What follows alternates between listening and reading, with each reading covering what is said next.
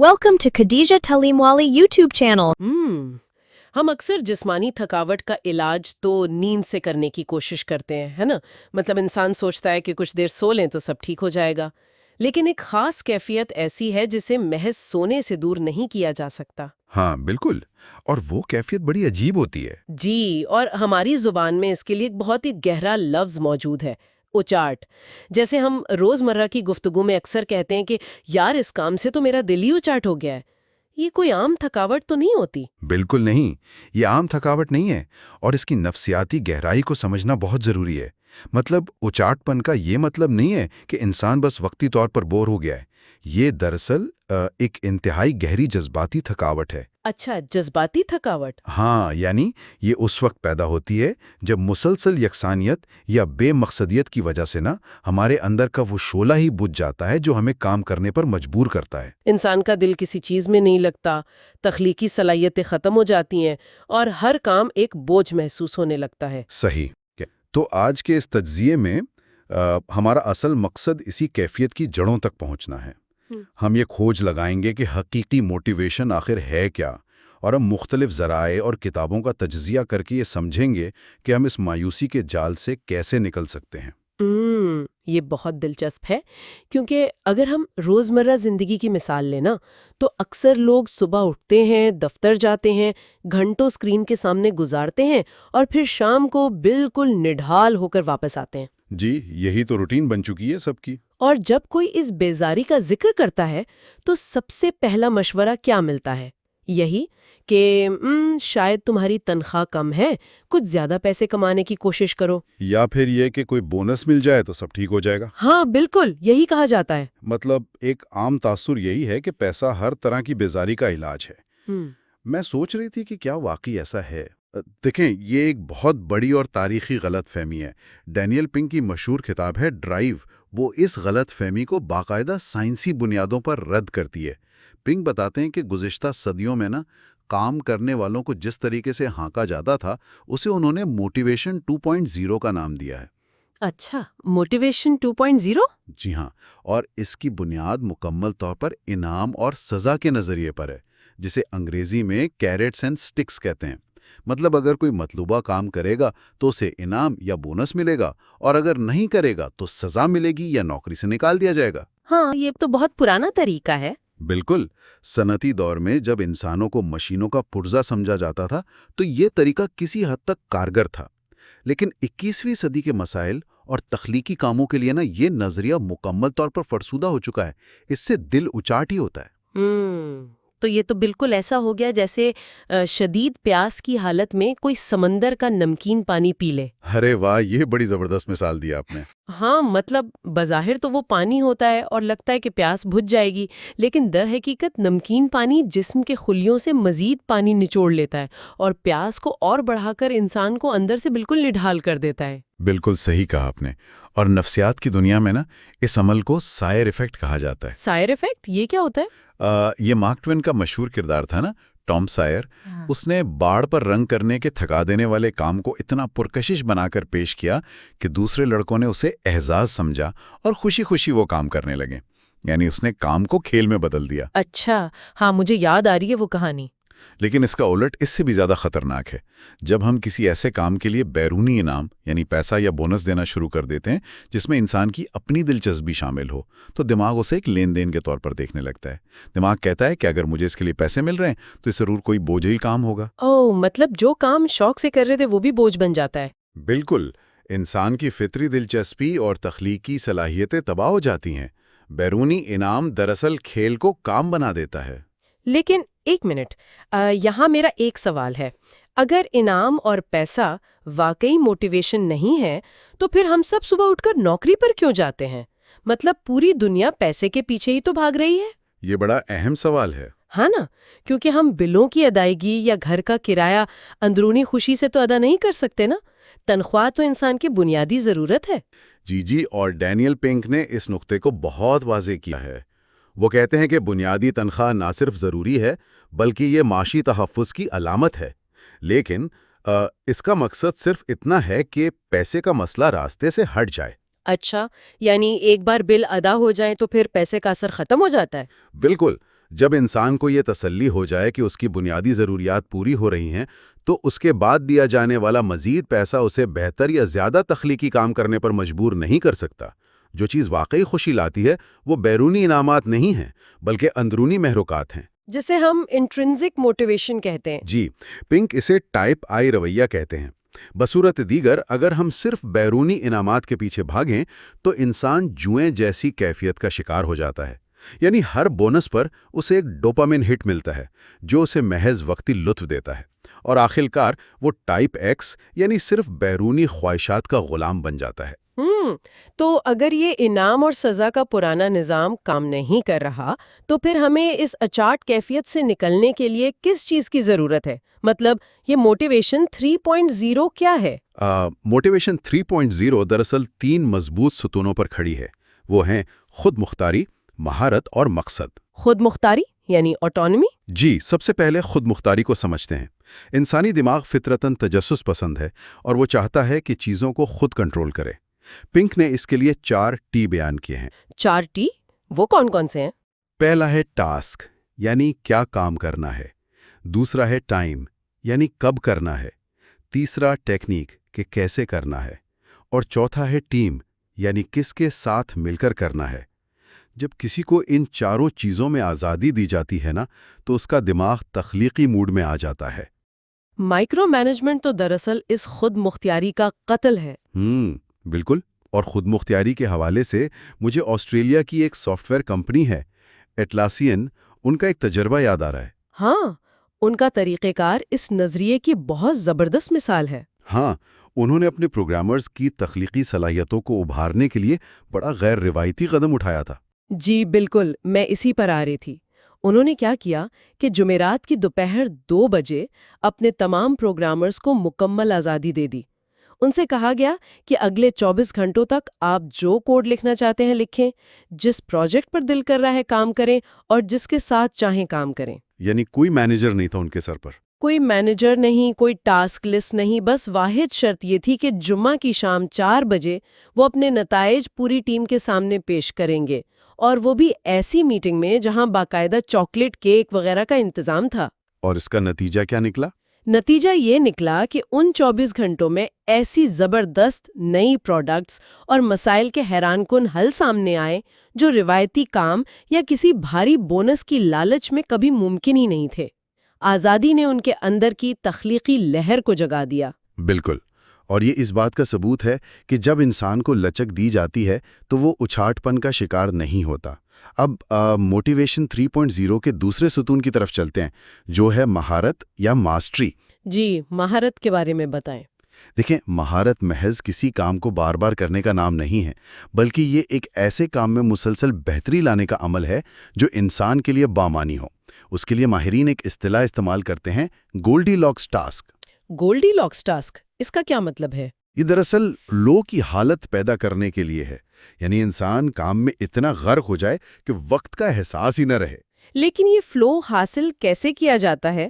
کیونکہ اکثر کام تو بہت بورنگ ہوتے ہیں، اور اس حوالے سے ایک کمپنی گرین کارگو کا ذکر بھی تو ملتا ہے نا؟ جی ہاں، سویڈن کی سرکاری شپنگ کمپنی ہے گرین کارگو۔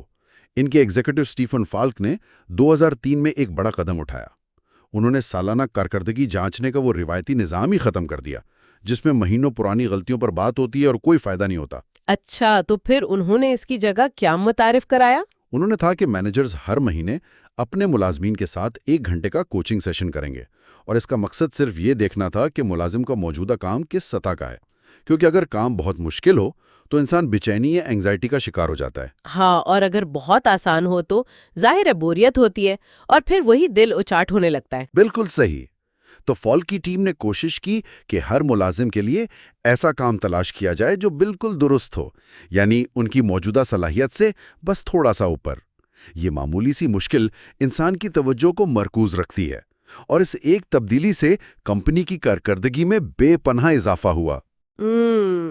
مہارت کے بارے میں ایک دلچسپ پہلو یہ بھی ہے کہ یہ کوئی ایسی منزل نہیں ہے جہاں پہنچ کر انسان بس آرام سے بیٹھ جائے۔ میں پڑھ رہی تھی کہ پنک کے مطابق مہارت کے 3 اصول ہیں۔ جی، وہ کون سے؟ پہلا یہ کہ یہ ایک مائنڈ سیٹ ہے، مطلب انسان کی صلاحیتیں رکی ہوئی نہیں ہوتی. دوسرا، یہ ایک تکلیف دہ سفر ہے جس میں بہت ہمت چاہیے ہوتی ہے. اور تیسرا اصول تو بہت ہی دلچسپ ہے کہ مہارت ایک ایسمٹوٹ ہے. ہاں، ایسمٹوٹ. اس کو ذرا آسان الفاظ میں سمجھائیں. اگر ہم اسے ایک تشبیہ سے سمجھیں نا تو یہ بالکل افق یا ہورائزن کی طرف چلنے کے مترادف ہے. انسان جتنا افق کی طرف بڑھتا ہے وہ اتنا ہی آگے کھسکتا جاتا ہے. آپ قریب تو پہنچ سکتے ہیں، روز کچھ نیا سیکھ کر فاصلہ کم کر سکتے ہیں، لیکن کبھی افق کو مکمل طور پر چھو نہیں سکتے. واہ، کیا زبردست بات کہی آپ نے. ہاں، مہارت کا اصل حسن اسی مسلسل سفر میں چھپا ہے. بالکل. اور دیکھیں، جب انسان خود مختار بھی ہو اور اس نے مہارت کا سفر بھی شروع کر دیا ہو تو ان سب کو جوڑنے کے لیے موٹیویشن کا تیسرا اور سب سے اہم ستون چاہیے ہوتا ہے، اور وہ ہے مقصد یا پرپس. مقصد کے بغیر تو ویسے بھی کچھ نہیں ہوتا. جی، اگر کوئی بڑا مقصد نہ ہو تو انسان جلدی تھک جاتا ہے. مقصد ہی وہ ابتدائی توانائی ہے جس کی وجہ سے ہم صبح بستر سے اٹھتے ہیں. شیرل سینبرگ جب فیس بک میں تھی نا تو انہوں نے اس کو ایک اصول بنا دیا تھا. وہ ہر میٹنگ کا آغاز کمپنی کے مشن کو دہرا کر کرتی تھی، چاہے سب کو یاد ہی کیوں نہ ہو. جی بالکل. وہ یاد دلاتی تھیں کہ ہم یہ سب کیوں کر رہے ہیں. یہ کیوں جاننا ہی اصل طاقت ہے جو سب کو جوڑ کر رکھتی ہے. صحیح. اب تک کی گفتگو سے یہ تو ثابت ہوتا ہے کہ ہم نے اندرونی موٹیویشن کو سمجھ لیا، خود مختاری بھی آ گئی، گولڈی لاکس ٹاسک بھی مل گئے اور مقصد بھی واضح ہو گیا.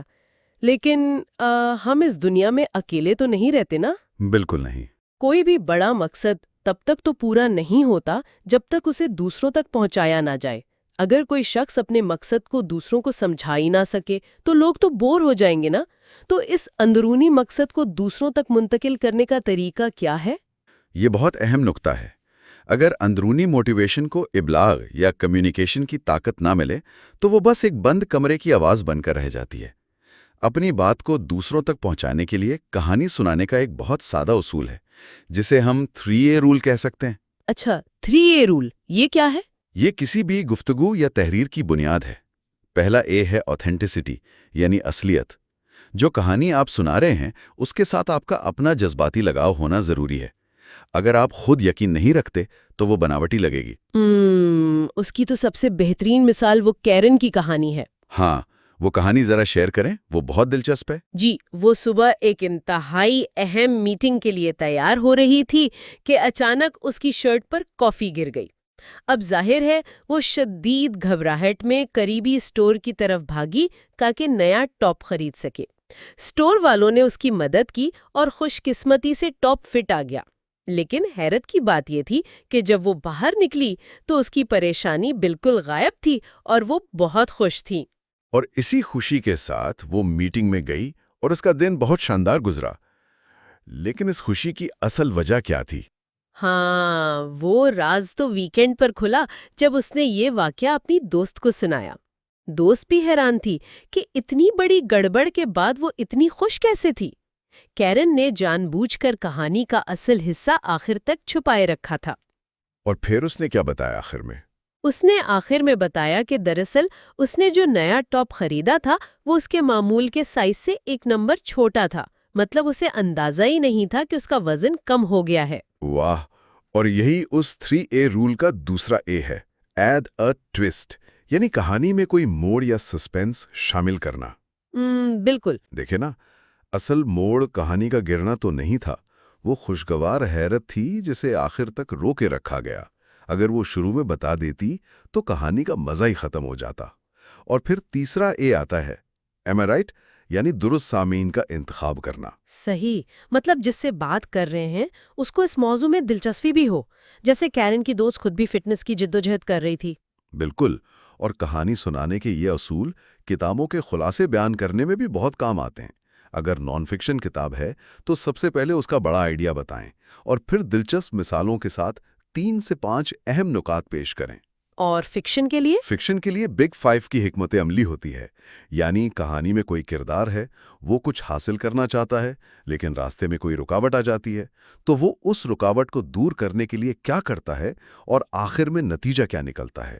اور سب سے اہم بات، ہمیشہ اپنے الفاظ میں بتائیں تاکہ وہ رٹاوا نہ لگے. یہ تو ہو گئی براہ راست گفتگو کی بات، لیکن آج کی ڈیجیٹل دنیا میں تو ٹیکنالوجی اور آرٹیفیشل انٹیلیجنس بھی ابلاغ کا حصہ بن چکے ہیں نا، جیسے یوٹیوب کی مثال لیں۔ جی، وہاں تو کروڑوں ویڈیوز ہیں۔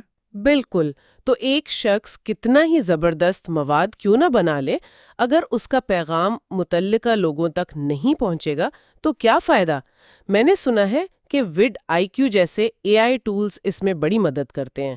ہاں، یہ ٹولز ایسے ایسیو آپٹیمائز ڈسکرپشن لکھتے ہیں جو پہلی 2-3 لائنوں میں ہی توجہ کھینچ لیتے ہیں۔ ایسیو کمپیوٹر کو دھوکہ نہیں دیتا، بلکہ الگوریدم کو سمجھاتا ہے کہ آپ کا مواد ان لوگوں تک پہنچائے جو اسے تلاش کر رہے ہیں، اور یہ کال ٹو ایکشن بھی واضح کرتے ہیں۔ لیکن مجھے یہاں ایک بات کچھ عجیب لگ رہی ہے۔ جی بتائیں۔ ایک طرف تو ہم خود مختاری اور اصلیت کی بات کر رہے ہیں کہ انسان مشین نہیں ہے، اور دوسری طرف ہم اچانک 3A جیسے سخت اصول، AI، SEO اور کلکس کی دوڑ کی بات کر رہے ہیں۔ کیا یہ سب پابندیاں ہمیں واپس روبوٹ نہیں بنا دیتی؟ ہاں، یہ تشویش بالکل فطری ہے، لیکن فرق سمجھنا بہت ضروری ہے۔ یہ اصول اور AI ٹولز ہماری تخلیقی صلاحیتوں کے لیے قید خانہ نہیں ہے۔ آپ کا مقصد اور اصلیت 100% آپ کی اپنی ہونی چاہیے۔ یہ ٹولز تو محض ایک پل کا کام کرتے ہیں۔ اچھا، ایک پل کی طرح؟ ہاں، فرض کریں کسی نے لا علاج بیماری کی زبردست دوائی ایجاد کر لی۔ اگر مریضوں تک پہنچنے کی سڑک یا پل ہی نہ ہو تو دوائی کا کیا فائدہ؟ AI اور SEO وہی پل ہیں۔ یہ آپ کی آواز کو ہجوم میں گم ہونے سے بچاتے ہیں اور آپ کے مقصد کو دنیا تک پہنچاتے ہیں۔ یہ موٹیویشن کو محدود نہیں کرتے، بلکہ اس کا اثر بڑھا دیتے ہیں۔ سمجھ گئی۔ اور جب انسان اس موٹیویشن 3.0 کی بنیاد پر کام کرتا ہے اور پھر ان ٹولز کے ذریعے دنیا کے سامنے پیش کرتا ہے، تو مجھے لگتا ہے کامیابی کا پورا مفہوم ہی بدل جاتا ہے۔ کامیابی پھر کسی بینک بیلنس یا بیرونی داد کی محتاج نہیں رہتی۔ بالکل صحیح کہا آپ نے۔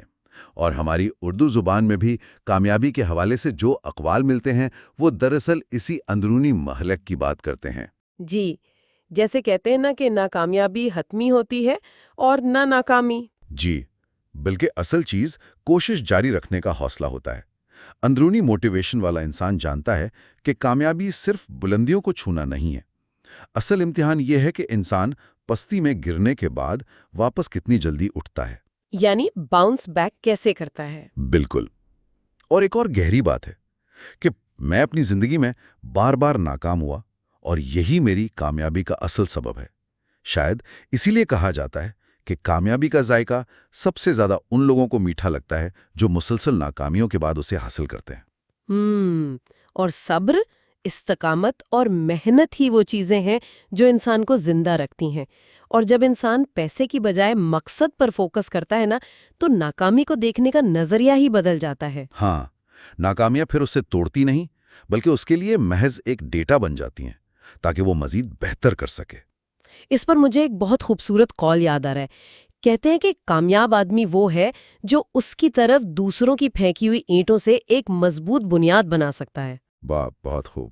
مطلب جب انسان اچھاٹ حالت میں ہوتا ہے نا، تو یہ تنقید اور ناکامی کی اینٹیں اسے زخمی کر دیتی ہیں، لیکن جب اس کا ایک واضح مقصد ہو تو وہ ان اینٹوں سے بچنے کی بجائے انہیں اکٹھا کر کے اپنا ایک ناقابل تسخیر قلعہ بنا لیتا ہے۔